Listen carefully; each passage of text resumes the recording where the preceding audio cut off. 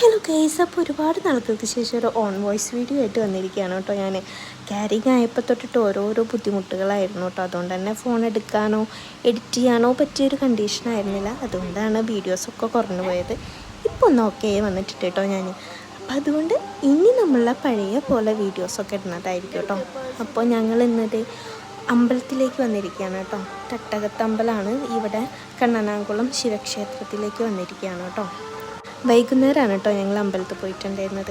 എനിക്ക് കൂടുതലും വൈകുന്നേരങ്ങളിൽ അമ്പലങ്ങളിൽ പോകാനാണ് കേട്ടോ കൂടുതൽ ഇഷ്ടം.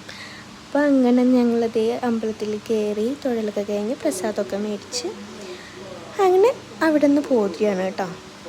ഇനി നമുക്ക് ഇവിടെ നിന്ന് പാലപ്പെട്ടി അമ്പലത്തിലും കൂടെ പോകാനുണ്ട് കേട്ടോ. നമ്മുടെ തട്ടകത്തെ അമ്പലങ്ങളാണ് കേട്ടോ ഈ കണ്ണനാകുളം പാലപ്പെട്ടിയൊക്കെ.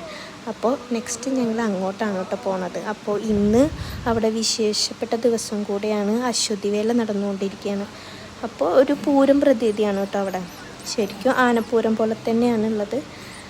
5 ആനകളും അങ്ങനെയൊക്കെയാണ് കേട്ടോ. പരിപാടികളൊക്കെ ഉണ്ട്, പാവക്കൂത്ത് അതൊക്കെ ഉണ്ട്. അപ്പോൾ നല്ല തിരക്കായിരുന്നു കേട്ടോ, ഒട്ടും സ്ഥലം ഉണ്ടായിരുന്നില്ല. അപ്പോൾ ഇതൊക്കെ കഴിഞ്ഞ് വെടിക്കെട്ടും കാര്യങ്ങളൊക്കെ ഉണ്ടായിരുന്നു. അതിനൊന്നും ഞങ്ങൾ നിന്നില്ല കേട്ടോ. എനിക്ക് നിൽക്കാൻ പറ്റിയിട്ടുണ്ടായിരുന്നില്ല കുറേ നേരം അവിടെ.